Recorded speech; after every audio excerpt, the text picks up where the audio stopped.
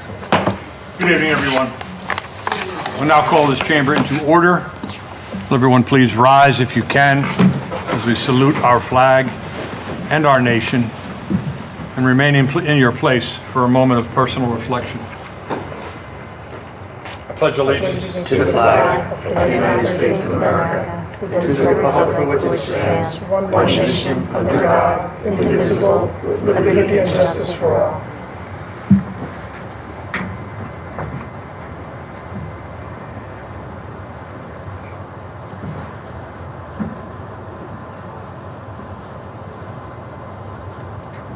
Thank you.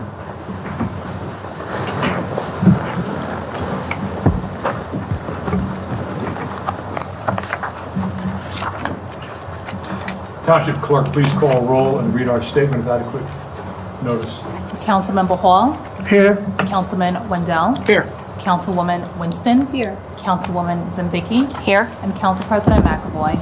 Here. Also present, Mayor Brad Cohen. Here. Administrator Joseph Criscuolo. Here. And Township Attorney Anthony Iacoca. Here. Adequate notice of this meeting has been provided as required under Chapter 231, Public Law 1975, by specifying the time, date, location, and to the extent known, the agenda, by posting a copy on the bulletin board located in the main lobby of the East Brunswick Municipal Building, providing a copy to the Home News Tribune and the Asbury Park Press newspapers, posting a copy on the Township's website, and by filing a copy in the office of the Township Clerk, which will be entered into the minutes. Council, we have before us Resolution 25-2025, the meeting minutes from our September 25th, 2025 meeting. May I have a motion to approve? Just the clarification. Yeah. 306. I beg your pardon, Councilman? The resolution is number 25-306. You said 2025. But Got it. move to adopt. God, no, thank you. Second. Is there a need for clarification or correction? We have that one. Seeing none, please call roll. Councilmember Hall. Yes. Councilman Wendell. Yes. Councilwoman Winston. Yes. Councilwoman Zambicki. Yes. And Council President McAvoy. Yes. Council, we have two proclamations on our agenda this evening. The first is a proclamation recognizing the month of October as Hindu Heritage Month. Councilman Behal, will you tend to this matter, please? Thank you, Council President, for providing me this opportunity to read the Hindu Heritage Month proclamation. The Township of East Brunswick will be celebrating its inaugural Diwali lighting ceremony and Hindu Heritage Month on Wednesday, October 15th. The ceremony will take place by the gazebo and the proclamation will be presented to the Ved Mandir Hindu Temple. This event is organized by the East Brunswick Township in collaboration with Ved Mandir and United Desi of New Jersey. I would like to extend an invitation to all the members of the community to join us celebrating Hindu Heritage Month and Diwali lighting ceremony on October 15th, 6 p.m. onwards, opposite East Brunswick Public Library. The address is 1 Civic Center Drive, East Brunswick. We have few members of the community present here for Hindu Heritage Month proclamation, and I will request them to join me on the podium, if you can.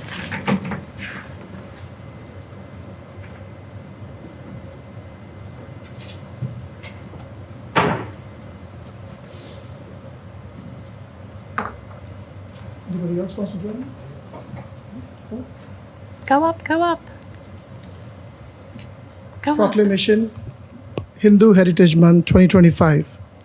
Whereas Sanatana Dharma, also known as Hinduism, is the third largest religion globally with over 1.2 billion followers worldwide and approximately 4 million in United States. And whereas our nation has greatly benefited from the contribution of Hindu Americans, especially through the Vedanta philosophy, Ayurvedic medicine, classical Indian art, dance, music, meditation yoga, literature, and the invaluable spirit of community service.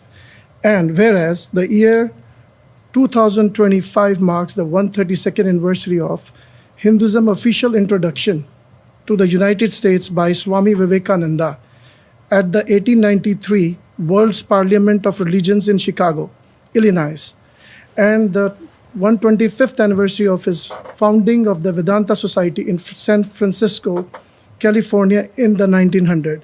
And whereas the first Hindu temple Ved Mandir in East Brunswick was built in 1982 by Anand Shri Vibhushit Swami Shri Gangeshwar Anand Ji Maharaj Udasin, Ved Mandir offers free medical camps, yoga classes, and Sanskrit classes to the community in addition to its religious activities, and provides hot meals twice weekly and on all the major Hindu festivals. And whereas Hindu Americans celebrate numerous holidays and festivals, with Diwali being their most significant festival, which celebrates the victory of good over evil, also known as the Festival of the Lights.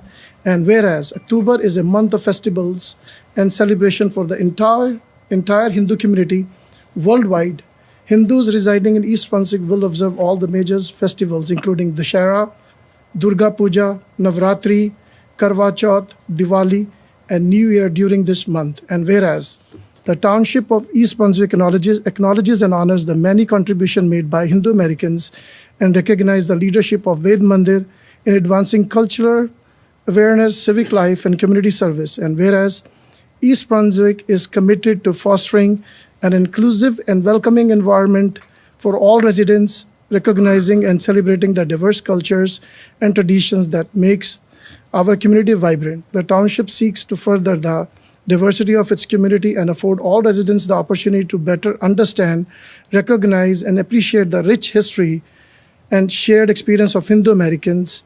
And whereas, and therefore, be it proclaimed that Brad J. Cohen, Mayor of East Brunswick, along with the Township Council, recognize October 2025 as Hindu Heritage Month, given under his hand and Great Seal of the Township of East Brunswick, 13th day of October in the year 2025. Thank you. A few words. Good evening. On behalf of vibrant Hindu American community of East Brunswick, we want to thank you, Mayor Brad Cohen, entire council, all the officers of East Brunswick, to make us part of the community and accepting us as we are. As Dinesh said, the actual festival, the Diwali lighting, and the proclamation will happen on Wednesday after 6 o'clock. So we welcome all of you with your friends and family. Join and celebrate the Diwali lighting with us. Again, thank you very much. Do a photo. Council. Please.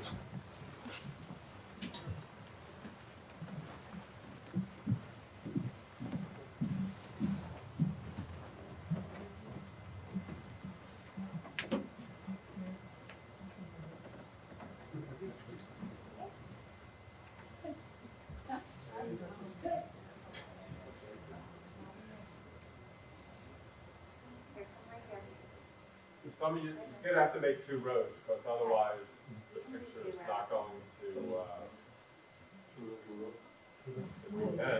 All the short people come in the front. All the tall people go in.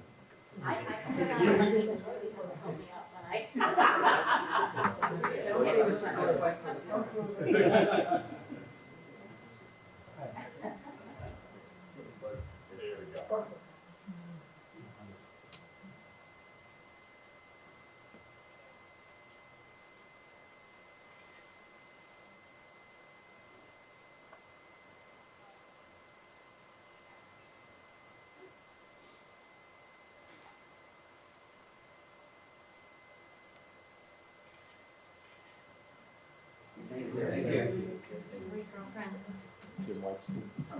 You're good. Good.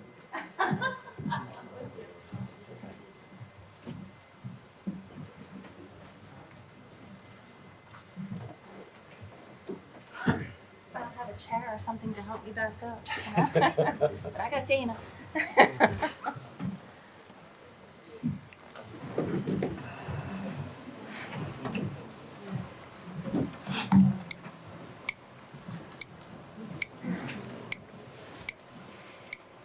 Our second proclamation will identify October 20th through the 26th as Friends Book Sale Week. Councilwoman Winston, will you attend to this matter, please? Mike's off. He's going to go to the podium. Please.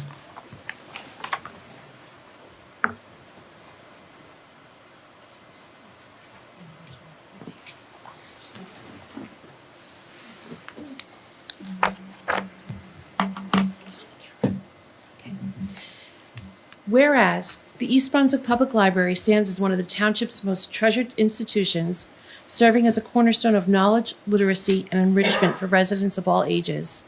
And whereas the Friends of the Library, through their tireless dedication, provides vital support to the East Brunswick Library via fundraising efforts, volunteerism, and programming that enhance and expand the library's services. And whereas, for the past 5 decades, the Friends of the Library has hosted an annual book sale. This year's sale will take place at the East Brunswick Public Library, offering affordable books to the community while generating critical support for library initiatives. And whereas, this year marks the 50th anniversary of the book sale, an enduring tradition that reflects the values of community, literacy, and civic engagement. Now, therefore, be it proclaimed that I, Brad J. Cohen, Mayor of the Township of East Brunswick, along with the Township Council, do hereby proclaim the week of October 20th through the 26th, 2025, as Friends Book Sale Week in the Township of East Brunswick, and urge all residents to support the event and recognize the profound impact of the Friends of the Library on our community. Be it further proclaimed that, in celebration of this historic milestone, Civic Center Drive shall be ceremonially renamed Book Sale Drive from October 17th to the 27th, 2025, in honor of the Friends' remarkable commitment to literacy and public service. Given under my hand and great seal, the Township of East Brunswick, this 13th day of October in the year 2025, Mayor Brad J. Cohen. I just want to give just a few words here. What an honor to deliver this proclamation to you. I grew up in this town, and I remember the library being in this building downstairs. And I also remember at one point we went to the library, and I was stunned to see this beautiful, enormous building with all the programming and just so vital and big and humming with activity all the time. So the library has always been a part of a tradition of families in the town, and it's also a place of connection. It also serves very much so as a community center, not only just enrichment, but we also go there to connect with others and learn new things. So as with anything, it takes a village, and to maintain the shining reputation that it's had for 5 decades now. And the book sale is an anticipated event every year. Everyone looks forward to it. So to have celebrate a 50th year is a very big deal. So congratulations, and thank you for all you do. And I'll let you speak. Hello, good evening, Council. My name is Adrienne Levine. I am a member of the Friends of the Library. Good evening, Council members, Mayor Cohen, and members of the community. The Friends of the Library would like to share some exciting news. This year marks the 50th anniversary of our annual Friends of the Library book sale, a half-century of supporting the library, promoting literacy, and bringing our community together around the love of books. Over the decades, proceeds from the sale have helped support children's story hours, author talks, technology upgrades, summer reading programs, and so much more. It's truly a community effort.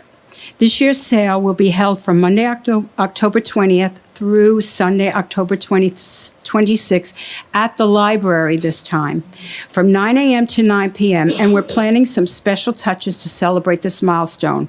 We will also be having 2 days of activities geared to children during the week.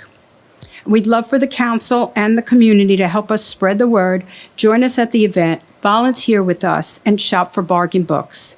I'd like to thank Mayor Cohen for honoring us with this proclamation, the council for its endless support, and our volunteers, including the Youth Council, National Honor Society, who helped make this event a success. We thank you for your continued support of our library, the Friends who help it thrive. We hope to see you at the book sale. Thank you very much. Let's do a shoot. Oh, I know it's out there for you. Thank you. Thank you so much. Okay. Look at this back in, you guys can get a picture. Yeah.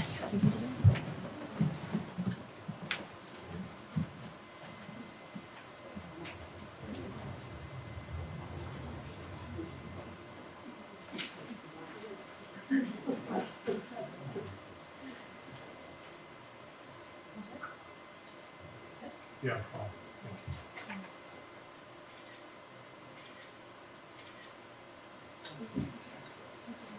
Thank you. No, I was talking.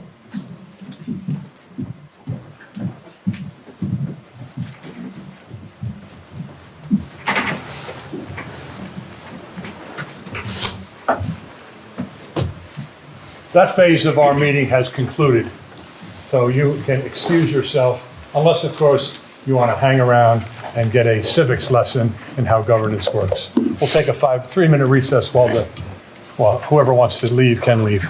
Thank you.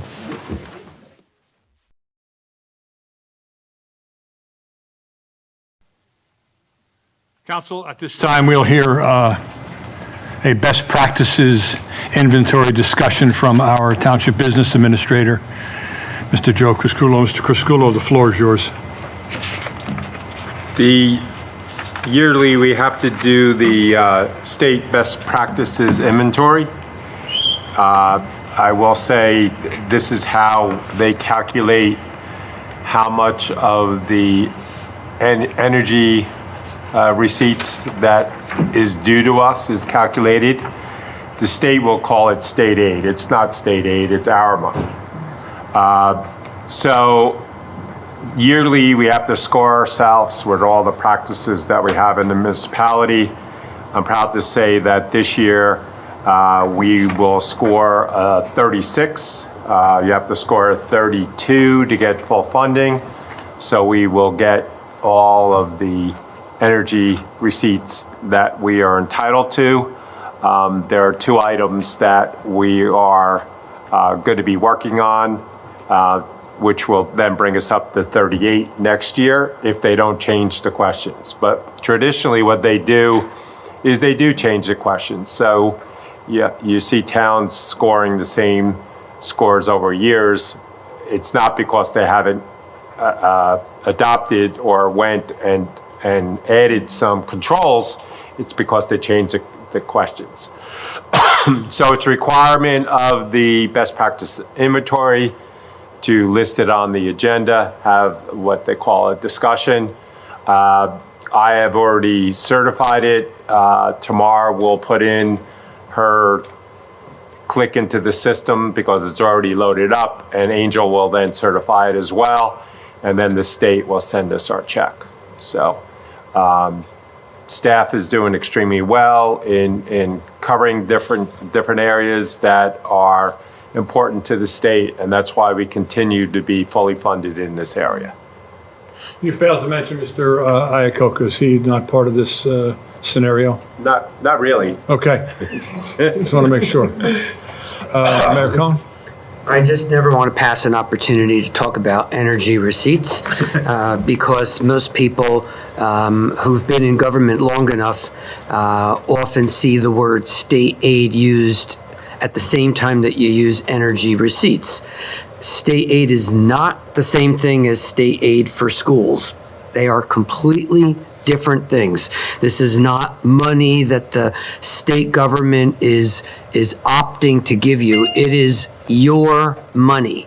Every single time PSE&G, JCP&L, they all have land throughout the township that they're allowed to have rights to use in order to bury lines, to put the energy infrastructure here in the township, that they should be paying taxes just like you do on your land. They should be paying taxes for that.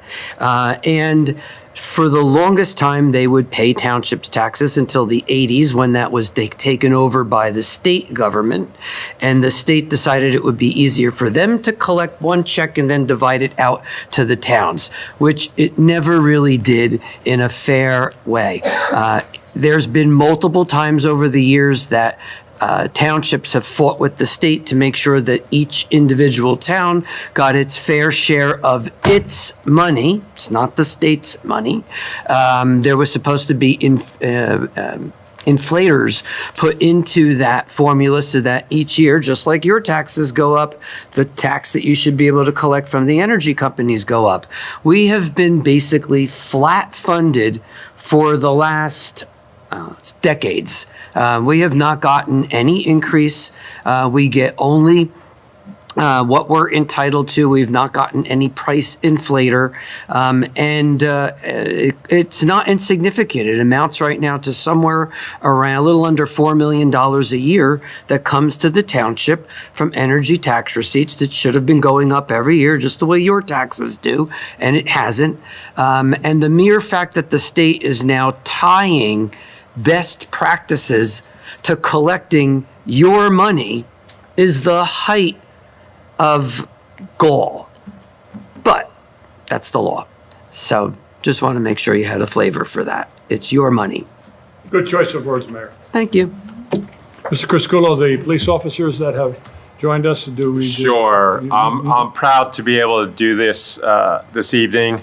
Harry Deneglo was here with us. I've had the pleasure of working with Harry in multiple municipalities and getting the certification of the police department completed in multiple municipalities this is the first time it's a three-peat.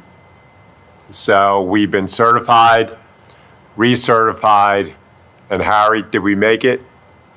We are recertified again. Will we get a presentation? Yes, we will. So I'd like to ask the chief of police and the Captain Walsh and Harry to please come to the podium, and they could do their little presentation. Thanks for coming, Harry.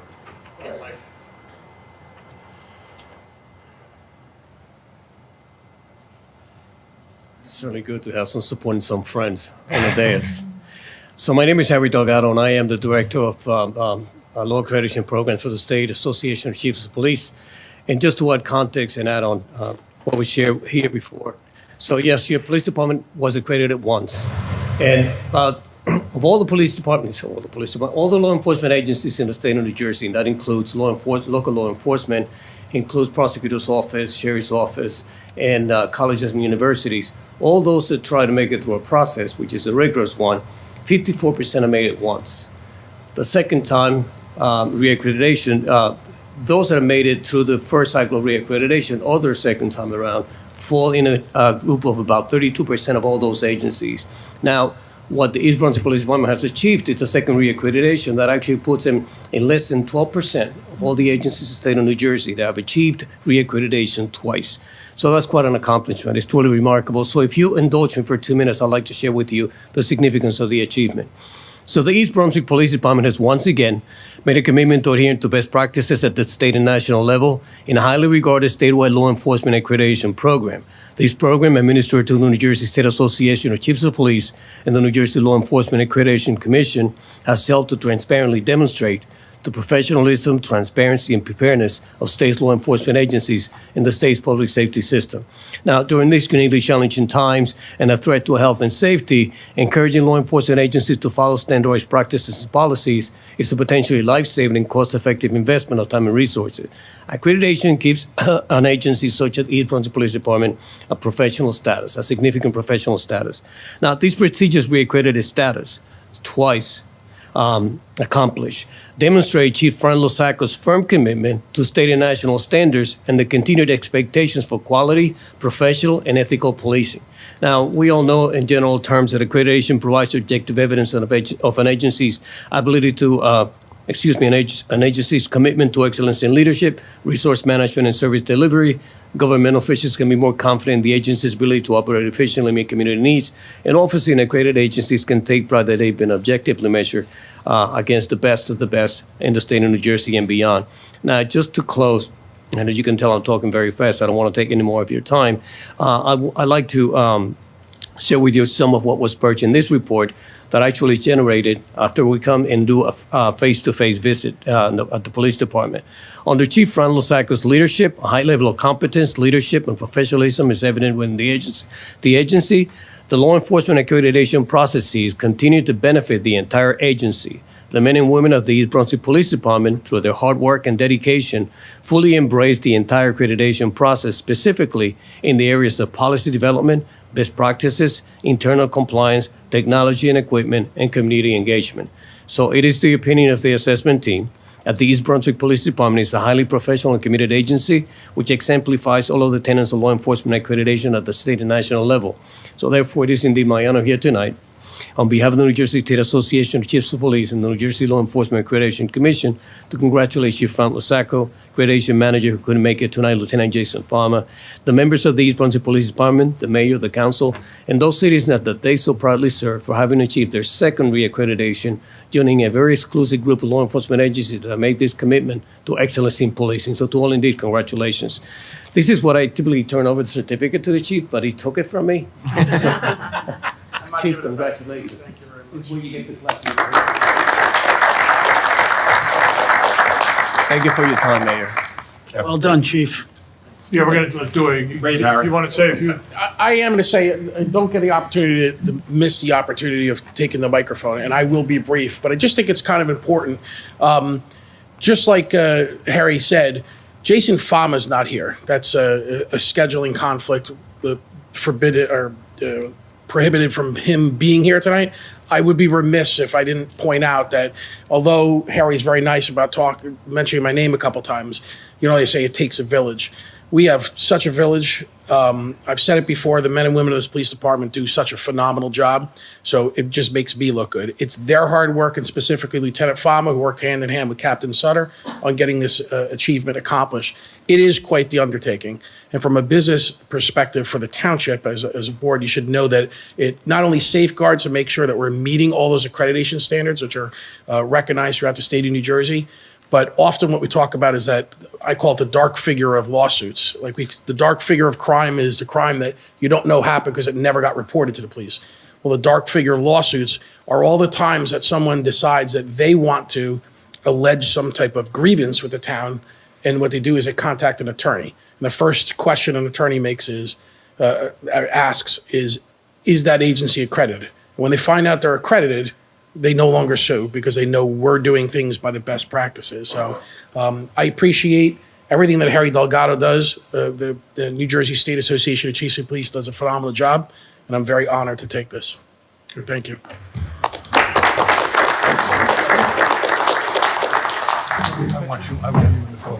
Yeah, okay.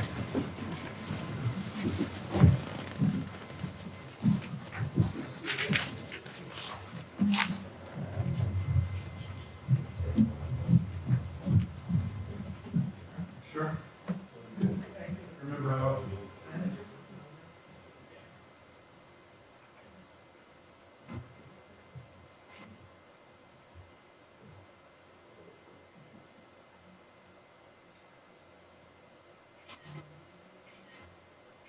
thank you. Thank you so much.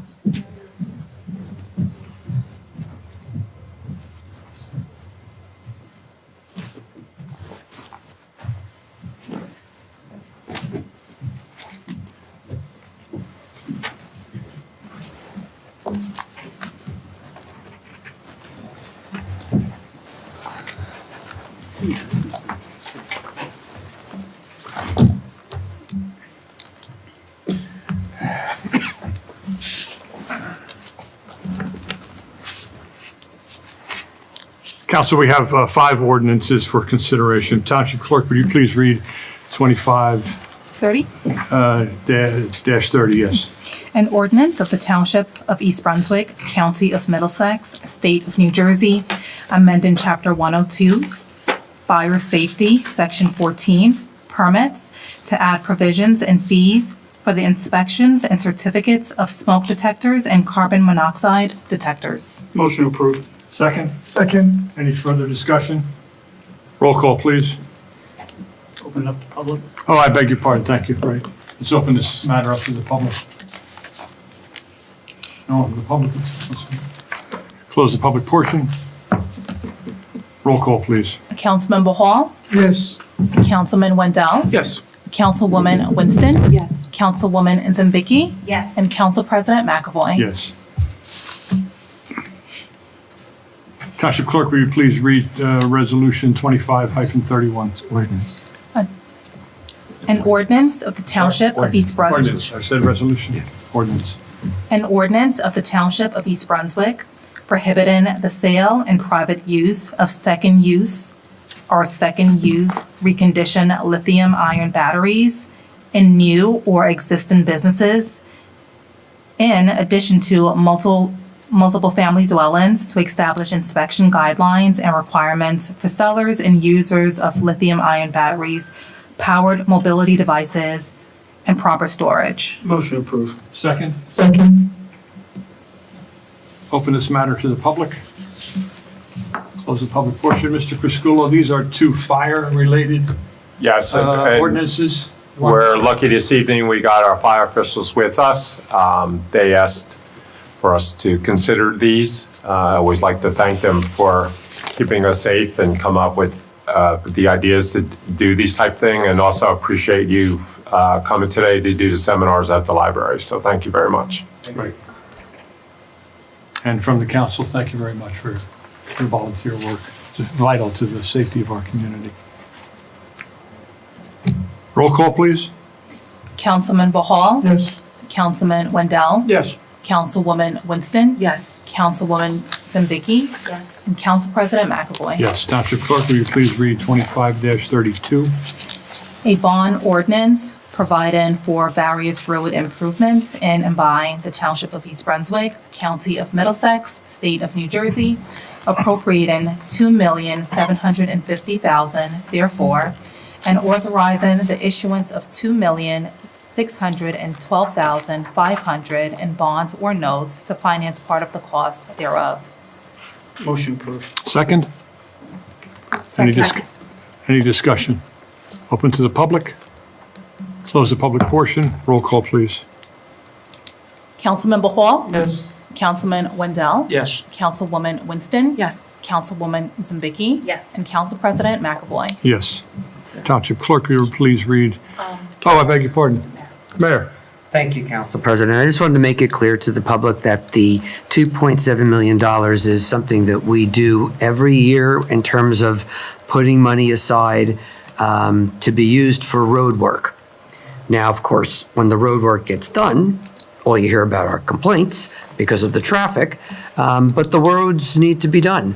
And what we've done now for the past 8-9 years is put somewhere between $2 and $4 million a year in bonding. We do that now so that we could get the best rates from the people that are out there. It would be foolish to wait till the spring to do that when most of the companies have already been signed up with other places, and therefore when you want to get them, you have to pay more. So we get the best rates now.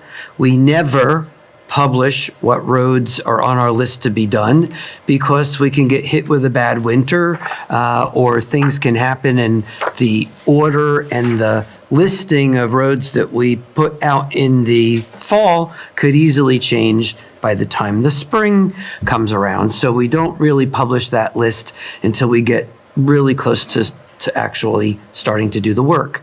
Most of that work gets done fairly quickly, but this money is for township roads. What many people have seen, complained about, had to deal with in terms of waiting in traffic has to do with other projects that are being done in conjunction with township roads. We have about 180 miles of township roads. That's our responsibility. What you've also seen going on for the last couple of years is the road work that's being done on Route 18. That is a state highway, Department of Transportation. The work that's being done there is paid for through your tax dollars that goes to the state. The town has zero control over Route 18 other than the fact that we do try to work with them so that we could do things that decrease the effect that it has, negative effect that it has on people in the township, but we can't stop it from being done. There's also PSE&G work that's been done. That's completely done by the utility company that own their land and pay with energy tax receipts. They have every right to go onto their property and access their lines in order to improve or repair service that goes to your house. That has nothing to do with township roads, has nothing to do with the state, has nothing to do with the county. That's private lines, and they have the right to go on. We only ask that they work with the township so that we don't have overlapping projects. And then finally, there's also county roads. Milltown Road that was just done, Riders Lane, Cranberry Road, Old Bridge Turnpike. Those are all county roads. And we get money from the county, or actually the county contributes some of their road work to all 25 counties in Middlesex County. We want our share. And so when they're out there doing Milltown Road, most of the time they will work with the township in a way that we try not to have multiple projects being done at the same time. Sometimes that means it's done at night. Sometimes it means that the work is done at odd hours. Sometimes it just has to be done during the day. We do it in a way that tries to minimize the effect that it has on residents, but we can't tell them not to come. We can't tell them not to do it. And then the last project that many people had to deal with, at least in the last couple of weeks, was Conrail. That's federal. That is a railroad that we were told 3 years ago needed to have that work done on Riders Lane. We knew it 3 years ago. They told us they would let us know as they got closer, and consequently they did that. We simply asked them not to do that at the same time that we were doing other roads. We weren't going to divert people from Riders Lane onto Milltown Road, only to have Milltown Road being worked on at the same time. So it was never done at the same time. They were all done close in timing to one another, but nothing overlapped. So these are all projects that we need to do for a township that has infrastructure that's old. Our roads need work. People complain when it's not done. Then when it is done, it's complained if it's during the day. If we do it at night, then they're complaining that they're being woken up at night. I mean, we all need to take a deep breath. We need to get the work done. We all need to be reasonable. The township was not irresponsible by doing multiple projects at one time. We did not do that. And at the end of the day, when it's all done, it will be better, I promise. But we all have to sometimes take a little bit of a deep breath. So this is money that's being set aside for next year's pavement project on township roads. Thank you, Mayor. Just saying. Township Clerk, will you please read ordinance 25-33? An ordinance of the Township of East Brunswick, County of Middlesex, State of New Jersey, amending Chapter 150 of the Township Code to add Article 6, aiding or abetting as a public nuisance. Motion. And a second? Second. Somewhere in there? Any discussion? Open this up to the public. Seeing no one, close the public portion. Roll call, please. Councilman Bahal? Yes. Councilman Wendell? Yes. Councilwoman Winston? Yes. Councilwoman Zembighi? Yes. And Council President McAvoy. Yes. And number 5, Township Clerk, will you please read ordinance 25-34? An ordinance of the Township of East Brunswick, County of Middlesex, State of New Jersey, amending Chapter 182 of the Township Code, short-term rentals. Motion adopt. Second? Second. Open it up to the public. Please.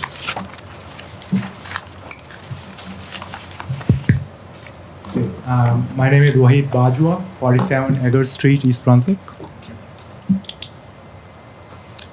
So I appreciate the Township Council and the Mayor to have introduced this change to the ordinance.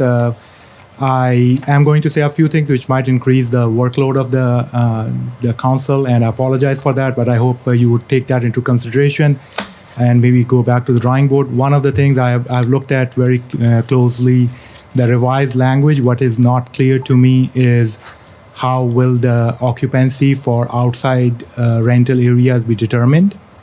Perhaps that could be addressed in the comments after I'm done. But in terms of changes, my request was that if it could be limited still for outside rentals, which includes swimming pools and things like that, if it could be limited to 10 p.m. because beyond that, I mean, that already the noise disturbance ordinance already kicks in. I would appreciate if that could be looked into. The other thing is, I'm wondering, and maybe that needs to be part of the ordinance or outside, that when such a permit, at least for outside rental, goes out, perhaps the neighbors could be informed of that, because that would allow them to know whether an activity that is happening is through permit or not, because we do want to have good relationships with our neighbors. And so having something given to around the neighbors, provided to them that, this neighbor of yours has gotten a permit for that, we would also be able to keep an eye out on if the occupancy perhaps goes above that, then it makes sense to call someone. Otherwise, we don't want to bother the township as well as the neighbors also. So I hope this will be taken into to consideration. Whether you want to proceed with the language as it is, I apologize, I wasn't able to come in the last meeting where this was originally discussed, or whether this gets passed and then the town council can consider these in the next iteration. This, of course, as might have been discussed, arose out of a real need within the township, and so I'm speaking on that behalf of that. Thank you.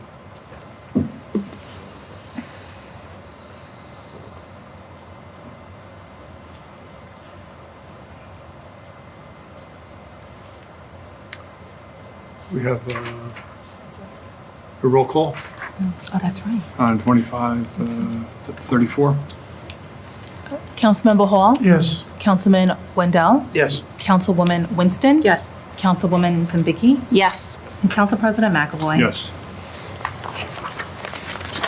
We now move on to our reports section of the meeting. We shall begin with our mayor, Mayor Klein. Thank you, Council President. I just wanted to reiterate and congratulate the Hindu community for their Heritage Month this month. We had a mega Diwali celebration over the weekend. There was a beautiful Diwali celebration at the library yesterday, and obviously we will be having the lighting ceremony this week, Wednesday evening. And just think it's a great point about our community that's been and has been so welcoming to so many different cultures, that people move here, as that being and cited as one of the main reasons people move here. Education, safety, but diversity has clearly become one of the top reasons that people move here. We should be proud of that. And I want to wish everybody a very happy Diwali. It comes at a particular time today, which is celebrating a possibility of peace, and the holiday itself is significant in the sense that it truly represents goodness over evil, truth over lies, and always lightness over darkness. So, thank you. Our business administrator, Mr. Crisculo. Sure, I'd just like to give a shout out to the Parks and Rec Department for probably the best EB day that could possibly have. It was a hot day. We had a tremendous turnout of businesses and people in the community come to the event and participate, and seeing the shows there, the kids dancing, the seniors dancing. I also have to thank the East Brunswick Education Association, naturally, for their partnership in sponsoring a lot of the children activities, and naturally all the township departments that participated. Everything from the water, sewer, recycling, the fire departments, the police department, HR for people that were interested in possibly looking at township jobs. We were all there. It was a hot day. It was a nice day. Got a lot of steps in.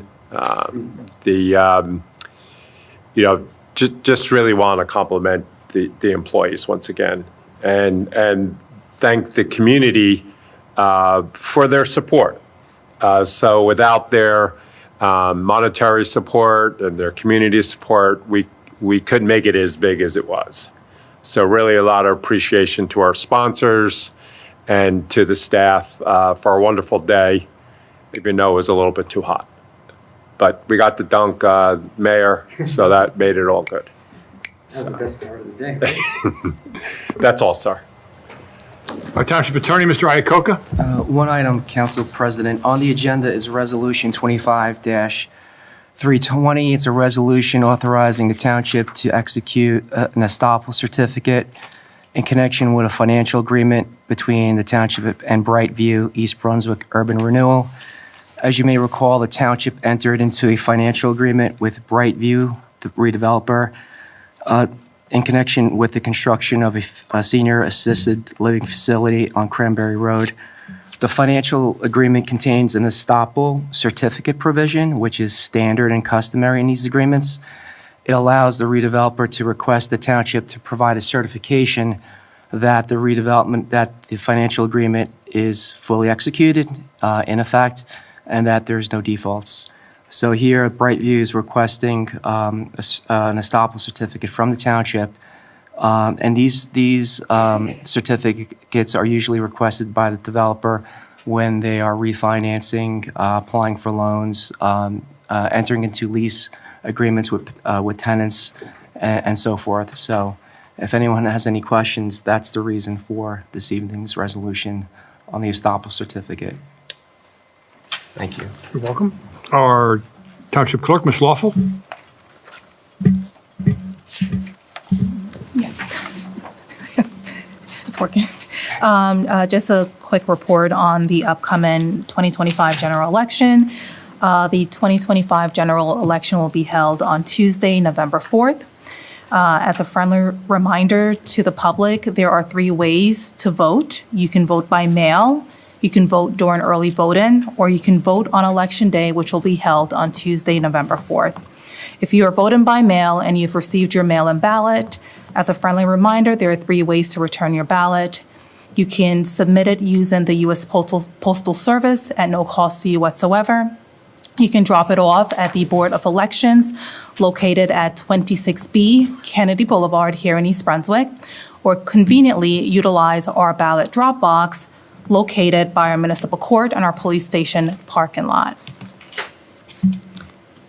For those who are voting earlier, who opt to vote early voting will begin on October 25th, which is a Saturday, and it will go until Sunday, November 2nd. Early voting will take place here in East Brunswick at the Community Arts Center. In terms of when the polls are open, polls will be open from 10 a.m. until 8 p.m. Monday through Saturday, and from 10 a.m. until 6 p.m. on Sunday. If you're not able to vote by mail, or if you did not get a chance to vote during early voting, once again, early voting will be from Saturday, October 25th until Sunday, November 2nd. Your last opportunity to vote for this upcoming general election will be on Election Day, and that will be Tuesday, November 4th. And as a reminder to the public, there will be no early voting on Monday, November 3rd. So if you do try to go to the Community Arts Center to vote, the building will be closed, and there will be no one there to assist you to vote as well. So your last opportunity to vote after November 2nd will be on Election Day, November 4th. For those who, in order for you to vote, you would need to register to vote. So if you're not registered to vote, tomorrow, October 14th, will be the last day to do so. The Board of Elections office will be open until 9 p.m. to accept all new voter registrations. Once again, if you're not registered to vote for this upcoming general election, tomorrow, October 14th, is the last day to do so. All right, I do encourage everyone to go out and vote, and please make a difference in the lives of your friends, your family, and for all New Jerseyans. Thank you. Thank you for that report. Council, any committee or board reports? Councilwoman Zambicki? I beg your pardon, Winston? Thank you, Council President. Microphone? Yeah, that's fine. Very quickly, the Water Policy Committee met this past week, and I'd like to welcome a group of new members there. It's a nice, fresh group who is enthusiastic, and just a quick update on the Route 18 massive infrastructure project. I confirm that East Brunswick's portion of that will be completed by the end of this year. So they're well ahead of schedule, and at least there's a light at the end of the tunnel for that. That's it. I'll now open the meeting to the general public. Ms. Lawful, please read our public comment statement. The public comment portion of our meeting is to allow the public to bring to the council's attention their concerns or comments. In accordance with NJSA 10:4-12A and the East Brunswick Rules of Council, the council asks the public to limit their comments to 5 minutes or less. At the conclusion of the statements or questions from a member of the public, the council president, at his discretion, may choose to respond or not respond. Is there anyone who wishes to address the council president? Please, the one, young lady on the outside.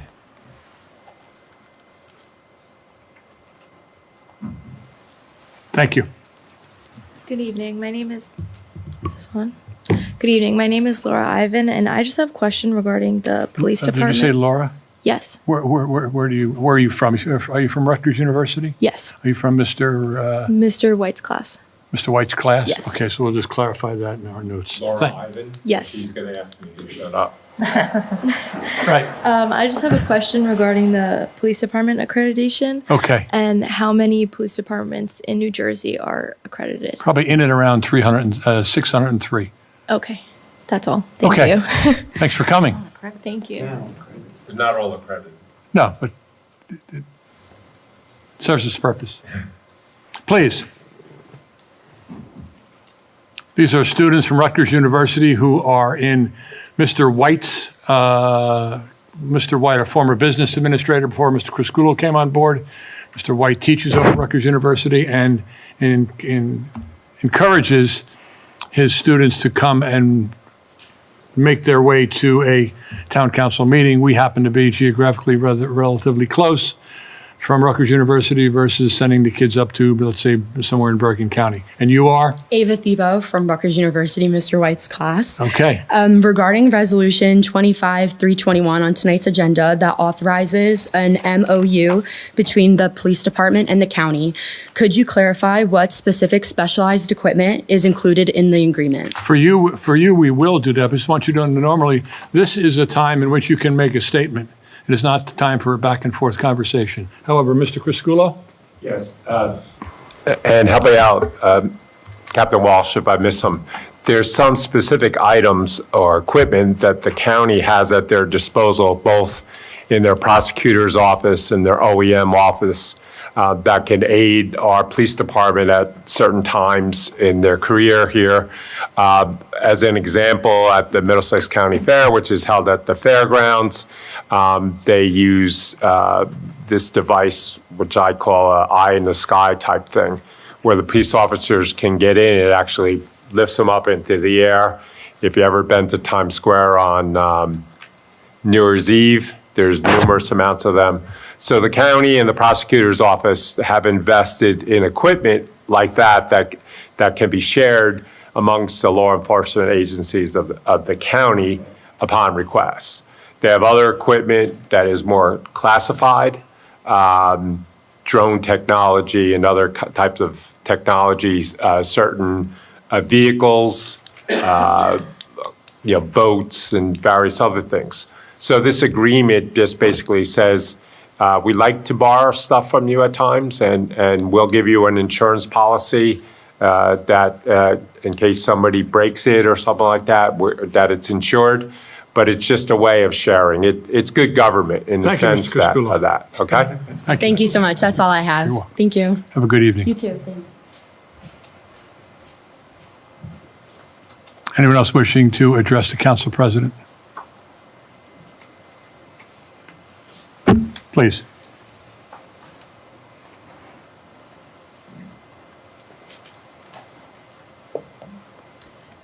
Hello, my name's Henna, Mason Avenue.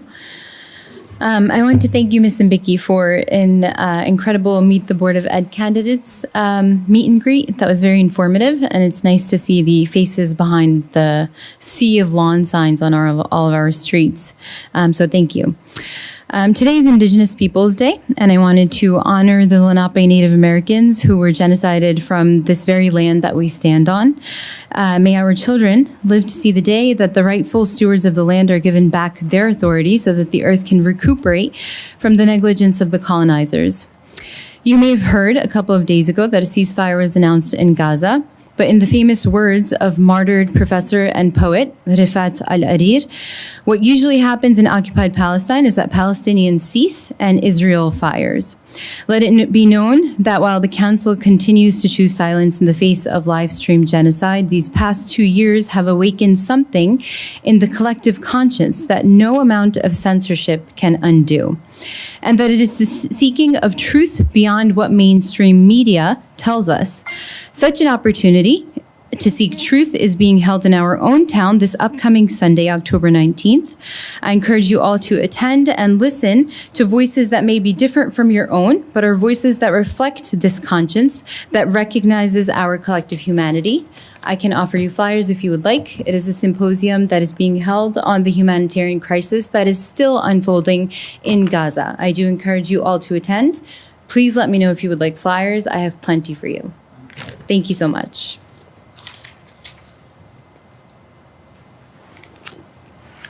Anyone else wishing to address the council president? Sure. France Noyes, Colonial Oaks. I'm going to reiterate what I spoke a few months ago, because clearly we still need to hear it. Tonight I speak not only as a concerned resident, but someone who believes deeply in the values that define East Brunswick: inclusivity, compassion, and a commitment to building a better community for all. Recent council meetings, and even tonight, are featuring language and accusations that cross a crucial line, one that separates the right to your freedom of speech from the dangers of hate speech. While free speech is a cornerstone of our democracy, hate speech, especially when it echoes age-old anti-Semitic tropes and blood libels, undermines our safety, our dignity, and the unity of our neighbors. What's the difference? Please listen clearly. Free speech allows for the open exchange of ideas, including dissent and debate, as long as it does not incite violence or discrimination. Hate speech targets individuals or groups based on their identity, using language intended to vilify, humiliate, or incite violence and hatred. This is not just offensive, it's dangerous, and it's eroding our community fabric, which a lot of us are working hard to maintain. Allowing this hate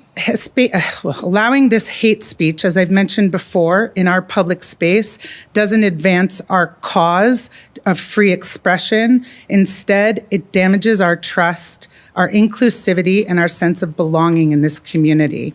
Our community standards demand more. We need to draw a line. We may not always be able to legally silence people who consistently spew hate speech, but we can and should condemn it and refuse to let it define our public discourse. At the heart of East Brunswick value is the belief that we build bridges rather than tearing them down. When we build bridges, we create opportunities for learning, empathy, and unity. When we tear them down, we sow division, mistrust, and fear. Adopting a code of conduct. We need to set clear expectations for respectful discourse at all public meetings, including prohibition of personal attacks and hateful language. I'm empowering this council like I did last time. I'm encouraging you to use your voices to immediately and publicly condemn the continued use of hate speech in our community, reaffirming our shared values. I'd like to keep our conversations limited to our town, what's happening here, not what's happening somewhere else. Provide training, offer people opportunities to volunteer, to speak and deal with things in a more effective manner. Partner with schools, establish reporting mechanisms, promoting counter speech. I want to encourage our residents to respond to hate with facts, empathy, and positive messaging. East Brunswick stands for diversity, inclusion, compassion, and civic engagement. We need to be vigilant in defending free speech, but equally committed to rejecting hate speech in all forms. Most importantly, let us dedicate ourselves to building bridges rather than tearing it down across backgrounds, perspectives, and experiences so that our community can remain strong and welcoming and united. Thank you.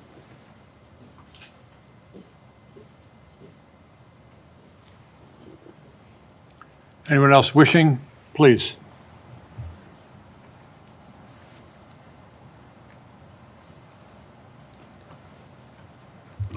Naval Tufel, Tall Oaks Drive. So I wrote a quick speech just today because the reason I come to this town council meeting is not because you can resolve any international issues, but because unfortunately this town has a sister city agreement with an Israeli city, Israel, which was involved in the Holocaust of Palestinians in the last 2 years. And that's the reason why I'm here. But I actually found something really interesting, and I don't know if many people from the town council know this, and people who are listening, know this, that Yavne is a depopulated Palestinian town. Yavne is the city that we have the city agreement, just like rest of the Israel. The native population of Palestinians of this town were forcibly removed in 1948 by armed militia comprising of refugees from Germany. That's the history of that town. People who are living there, they don't belong to that land, just like most of the population of Israel. So in the last 2 years, we witnessed a live-streamed Holocaust of Palestinians. We saw Israeli terrorists killing babies, bombing them while they were sleeping at home at night. We saw countless pictures and videos of kids buried under rubble. And Israeli terrorists did this on purpose. Their target were children because they know that if even one Palestinian survives, Israel will never be at peace over the dead bodies and ruins of millions of Palestinians until the justice is served. And justice is something that we seek. And until justice is served, there will be no peace. We saw them targeting journalists to try to hide their war crimes, but it's too late. The whole world witnessed in horror the war crimes of Israel, and there is no going back. So my question again to this council is, and I think I've asked this question before, what exactly the residents of East Brunswick share with baby killers of Israel? How our morals and values align with baby killers and rapists of Israel? I believe our town deserves better. We should not have anything to do with anyone who is a criminal. Please. There will be quiet. We will respect anyone who comes to this PA. We will not have shenanigans going on behind the scenes. Don't need a head being shaken either. First Amendment rights are recognized here. I beg your pardon. You may continue. Thank you, Mr. McAvoy. That is the reason why I'm a first-generation immigrant to this country, because I cannot exercise this right in my own country of birth. So thank you so much. I believe our town deserves better. We should not have anything to do with anyone who is a criminal, people who are wanted by International Criminal Court of Justice, and people who have no humanity and no morals. Israeli terrorists have been calling Palestinians human animals for decades, but we know now that every accusation of an Israeli IDF is a confession. And again, I want you to just do your own homework. You don't have to listen to me. Everything is on record. We live in an era where knowledge is available. If you are not seeking it, Mr. McAvoy, you are also complicit in this Holocaust. 70 years ago, people did not know. They found out after things were happened. And you know what's the funny thing? Nazis tried to hide it. In this case, they are not hiding it. Israelis are showing it to the whole world because they think that they have this protection from the US government, which they are basically funding to control. So I don't know what else I can tell you. I have been coming to this town council telling you everything that they are doing, bombing hospitals, schools, killing children. What more do we need to know to end this relationship? Thank you so much.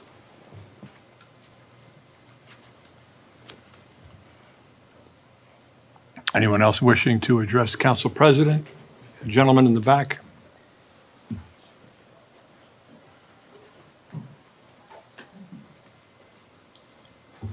Mr. Mayor, Town Council, Mr. President, I just have a few things to ask. I noticed the kids come out of the high school. I'm usually away from my grandson at a bus stop, and I see not these electric bikes, but almost like a motorcycle. They're on their iPhones looking at it, and a couple of times they would have got hit by a car without even knowing it. I think these got to be resolved. Maybe we should start with the high school as far as sending out letters to register their vehicles if they have to. Because I'm pretty sure they're very dangerous with them. I mean, you know the accidents that are going on with these scooters now, too. That, to me, is important, you know. The other thing is, we used to give out calendars for pickup of garbage or leaf collection. Could we possibly get that again? You know, it's like the winter schedule of what's happening. Because right now I'm seeing leaves in the street.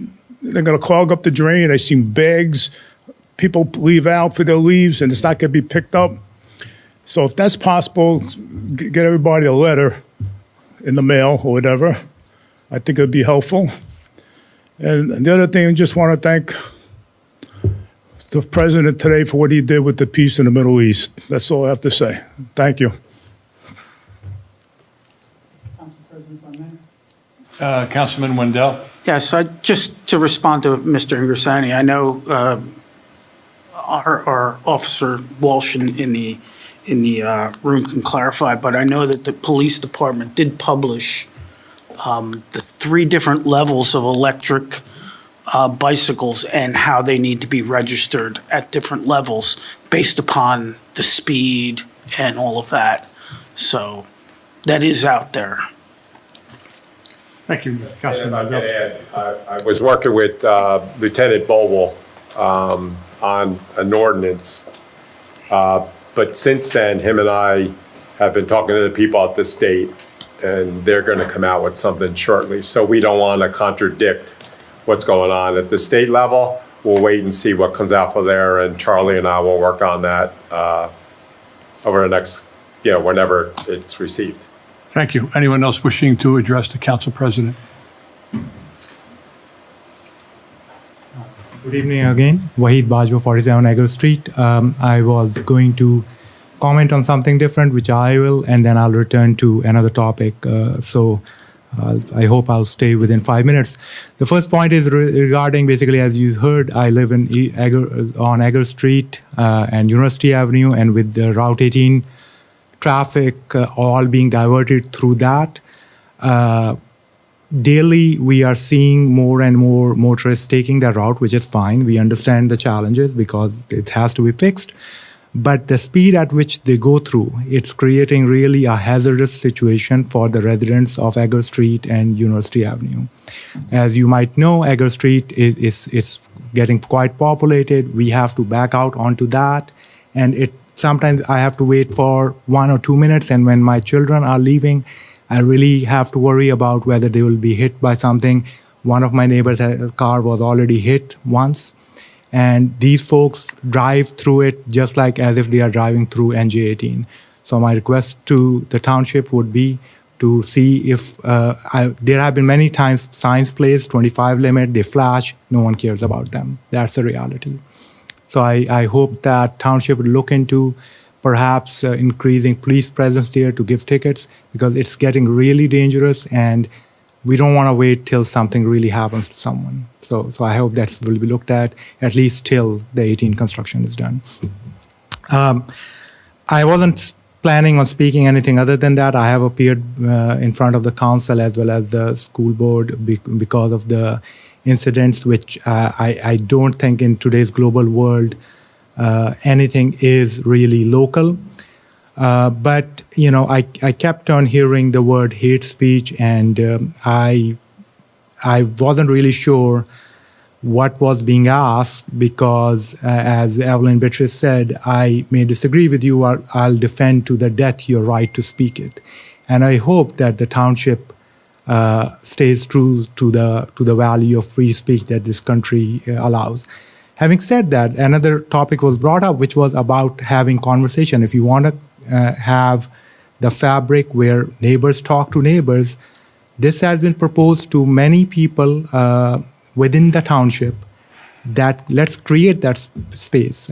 Mayor Cohen has heard that from some of us, and unfortunately, no one has taken upon themselves. So this is what happens when there is only one way speech, where people see and everyone is basically making someone else hear what their thoughts are, but there is no actually conversation. And as a township, I am afraid we are not creating those spaces where we can have those conversations.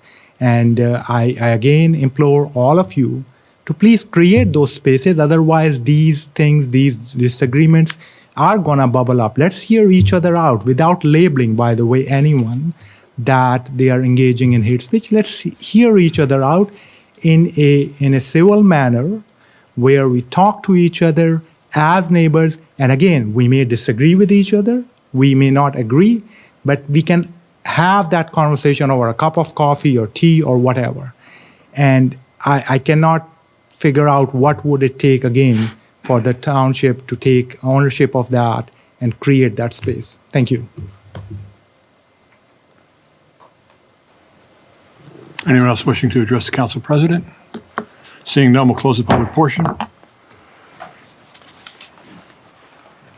We'll now move on to our consent agenda. So will Township Clerk please read our consent agenda statement? Resolution 25-307 through Resolution 25-322. The following items are considered routine and non-controversial items by the Township Council and will be enacted upon by one motion. There will be no separate discussion of these items unless a council member so requests, in which event the item will be removed from the consent agenda to be discussed and voted on following the approval of the remaining items listed on the consent agenda. Is there a need for anything to be separated? Not separated, but No, you have a comment on? just a question. Sure. Right, just some clarification on 316, the resolution with Black Bear TV and the ice hockey arena. Sure. The provider of the hockey services that are going to be at the ice arena approached the township, and Mr. Iacoca and Mr. Reisner and myself have been working on them with them. They would like to be able to live stream the hockey games that are taking place there. So we had long discussions with them. We came to the conclusion that would be good for the kids for training and so on. They're going to pay the township $4,000 for that capability. A number of the restaurants that are in the area when there's a hockey tournament have expressed the desire to join on to that network. So if their teams are playing there and they're going to someplace for dinner, that establishment then could live stream the games so that they could see the other kids playing. So we worked on this, and it's a benefit to the town because we'll be getting an additional $4,000 for the ice arena. And this in no way impedes the work of EBTV, right? No. This is not conflicting with No. EBTV. Okay, just Nope. wanted to make sure. May I have a motion to approve? Motion approved. And a second? Second. Roll call, please. Councilmember Hall? Yes. Councilman Wendell? Yes. Councilwoman Winston? Yes. Councilwoman Zambicki? Yes. And Council President McAvoy? Yes, we have an ordinance for introduction, and that's ordinance 25-35. Township Clerk, please read this. Ordinance 25-35, an ordinance of the Township of East Brunswick, County of Middlesex, State of New Jersey, amending Chapter 135, Article 7 of the Township Code entitled Records. Motion approved. Second. Second. Any need for clarification? Thank you. Roll call, please. Councilmember Hall? Yes. Councilman Wendell? Yes. Councilwoman Winston? Yes. Councilwoman Zambicki? Yes. And Council President McAvoy? Yes, for the good of the cause. Those in favor of adjournment, please signify with an aye. Aye. Ayes have it. Good night. Good night.